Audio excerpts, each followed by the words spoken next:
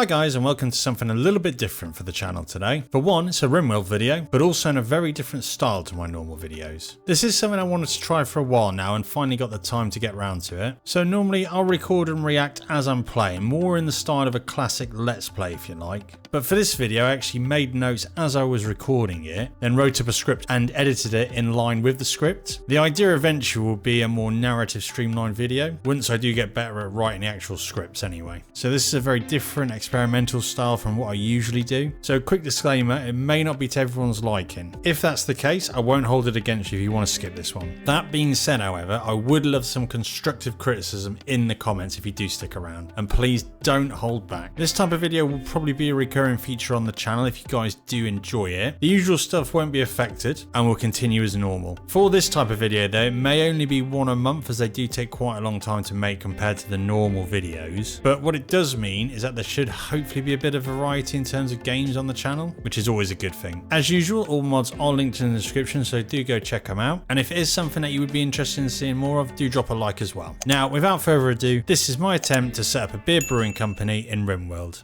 Enjoy. I decided to settle in a temperate forest with year-round growing, as I thought that would just make things easier, as we had to get the booze production going full speed ASAP, and I am a RIMWORLD noob after all. I turned the ideology system off as looking after crops was going to be enough for me to start with, I thought. Our budding entrepreneurs for this run are Spooky, a steadfast nudist who could mainly handle our research and anything else we threw at him, Alex, a quick sleeping misogynist who is going to be our main hops planter, and Riddle, who would double up with Alex on the planting front.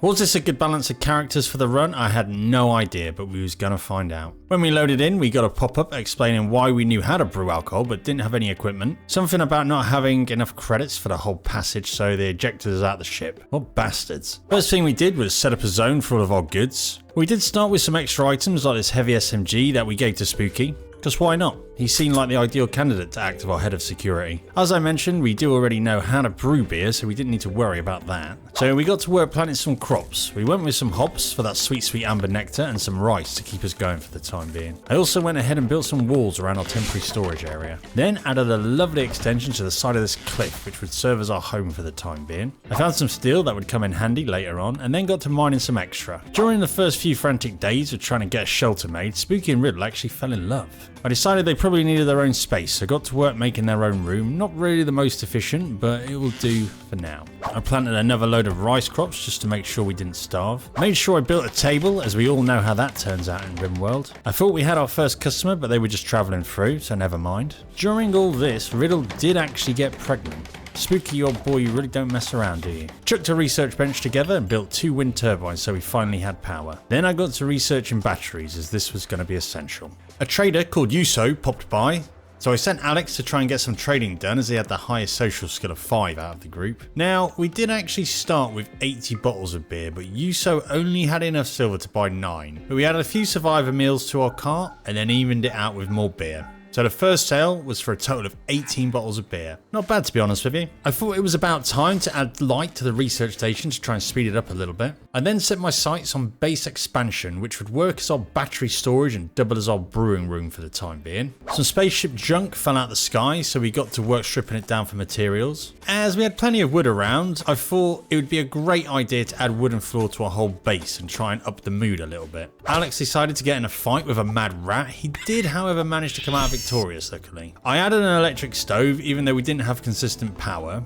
I was thinking of future-proofing ourselves, but in hindsight, the materials probably could have been put to better use. But after a few days, I thought things were looking good. But after a few more days, we were getting low on food, so I decided to hunt some horses. Just as things were going smoothly, we did get a cold snap, but I didn't think too much about this at first, as our rice was ready to harvest. Did place a campfire down though, not for the cold snap, but instead so we had somewhere to cook up our rice while we finished researching batteries so we could power our stove. I built some fermenting barrels. I went with 4 as I had no idea how many I actually needed, as I've never actually tried brewing in RIMWORLD before. We did lose a few hops due to the cold, but even worse, Riddle got hypothermia. I somehow forgot this was even a thing with the current cold snap, so I built a fire inside and hoped this would be enough. We also discovered an ancient mech, but we won't be going anywhere near that for a while. Alex got got frostbite in his middle finger, and we got raided by the Filth Band. Spooky did make short work of these dirty bastards though. I was considering capturing him, but decided against it in the end. Can't really remember why, probably just didn't want the responsibility of another person. So I just let him bleed out. Then this freeloader came by wanting free herbal medicine. I did think about just shooting him, but decided against it as I thought it would be more of a risk than it was worth really. Alex got even more frostbite. We finally built the fire indoors, but only after everyone had either got hypothermia or severe frostbite. But then just like that, the cold snap was over. We still hadn't managed to research batteries, and to make things worse, I realised one of our turbines wasn't getting any wind. I thought it was an issue with the extension, so made a few alterations. After this though, it still didn't work, so I just built a new one, and this one seemed fine. We finally got round to researching batteries, then got straight to work placing 3 of them down so we could finally get consistent power in the base. But then soon realised we didn't even have enough steel, so got straight to mining some. I then placed down our brewery station. This was going to be the heart of our multi-million credit brewing operation. I decided to change one of the rice fields to hops as I thought we'd be fine with just the one field of rice and wanted to get the liquor business pumping out as much poison as possible. And finally, we now had batteries ready to collect energy and store that glorious, glorious power. Riddle and Spooky decided they were going to get married. Good luck to them, I say. I switched from researching drug production to solar panels. Don't ask why I was researching drug production, because I really don't know. We had a bulk goods trader stop by, so this was the perfect time to unload some of our castaway booze. We did manage to sell the remaining 50 bottles to this bastard for 387 silver. So a good result, to be honest with you. A wildling came over, so I decided to turn our storeroom into a temporary prison and sent Spooky over to try and arrest her. Spooky managed to take her down eventually, but then realised you can't recruit wildlings, only tame them. And we didn't even have anyone with a high enough level. So I decided to just kill her. We finally got our electric stove powered up, but the Filth Band must have heard of our technological advancements. Spooky made short work of them with the heavy SMG. I also decided they would make a good addition to our colony, so captured her. I noticed our food was starting to rot, so got to work building a freezer. A combat supplier stopped by. He didn't really want to buy any booze, but we did manage to buy a bolt action rifle off of him. We then finally finished researching solar panels, and finally built our brewing station and got to work making some wort. A little while after, we got our first lot of wort fermenting into beer.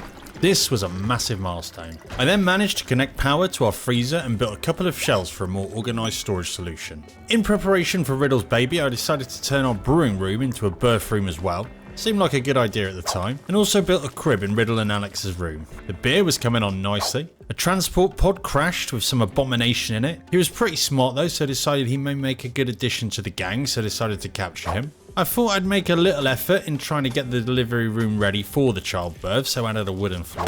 Grim started a riot and went berserk, so I decided to just kill her. She was just a drain on resources at this point. A war merchant stopped by. He wasn't interested in any beer, but did buy a bow from us that I'd made earlier for 4 silver. I added a few more fermenting barrels to handle overflow, but was lacking steel. I deleted one of the hop fields as I didn't think it would be needed. I didn't really know what I was doing with the crops, to be honest, so I was kind of just shooting from the hip with it all. A quest came in to kill 3 manhunting squirrels for a masterwork LMG. This seemed like a good deal, so I accepted it straight away. Before the attack of squirrels though, we had made our first batch of 25 beer. Riddle then decided to go into labour just seconds before the squirrels decided to attack. We did manage to take them on pretty quick, to be fair, and we received our LMG, which we did give to Spooky. Riddle then decided to collapse and give birth right there and then in the fields. So after all the effort I'd put into making her a birth room, the ungrateful bastard didn't even use it. I will admit though, at this point I was panicking a little and rushed to get the baby to a safe place. But with everything that had gone on, the baby was fit and healthy, and we called her Sasha Blast Riddle. Our new prisoner contracted gut worms, and we also had a raid from the Kelcher clan, but managed to take them out after we got a few hits on Spooky. By this point we had amassed 70 beer, which I was very happy with, to be honest.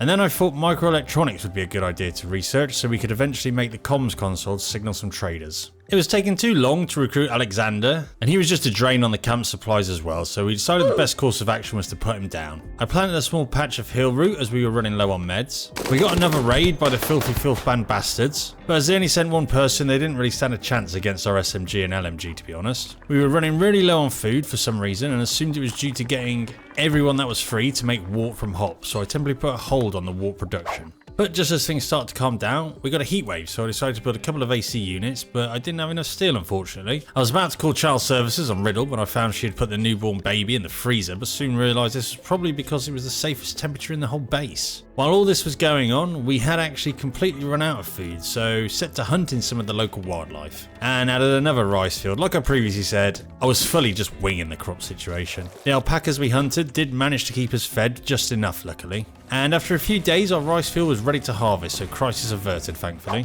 Finally decided to build some solar panels, so got to mining some compacted machinery for the resources, which actually led us to discovering an area in the mountain that I would use as a base extension sooner or later.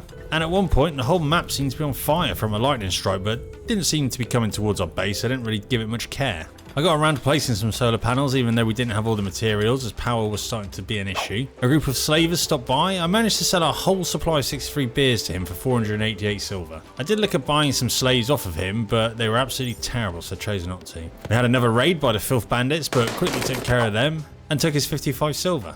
Things were pretty quiet for a while. We did manage to get our first solar panel built, however. Then the Kelsha clan decided to raid us, but before they started their assault, a grizzly bear fancied Alex as a snack. But with the help of Spooky, it was taken care of before it could do any damage. It did provide a nice amount of meat, so I wasn't too mad at the bastard, to be fair. The raiders started his assault and was swiftly dealt with. And for all that, a mad mare wanted to try his luck. We took it down, but not before we managed to crack both Alex and Spooky's nose. I went back to the crops and shrank the hop field down a little. I just thought we were spending too much time planting, and it was taking ages to get anything else done. I finally finished Alex's room by closing off his wall so he had a little privacy, and then decided to change up our storage shed and make it a little smaller and neater. I then moved our prison over to the base extension, which would hopefully be a little bit more practical than just shoving them in the storeroom. By this time we had managed to build our booze stock up to 123, which I was over the moon about. I then thought about expanding the base a little more for some workbenches like the stonecutter's bench, so we could slowly start replacing all of our wooden walls with marble. A shaman merchant from the Can tribe stopped by. I managed to sell him 121 beers for 924 silver and herbal medicine. A good result all round, I'd say. By this time we were up to around 1600 silver. The hard work in the fields was starting to pay off. We got the stonecutter's bench built and got to work setting up a build for some marble stone for our future walls. Not a lot happened for a while. We finished our second solar panel and added some pallets to our storeroom to try and keep it somewhat tidy. I then started building marble walls around our solar panels, as I thought these would be the main objective of any future raids. Another manhunter pack of squirrels thought they could try their luck, but we took the fight to them this time and ended their reign of terror swiftly.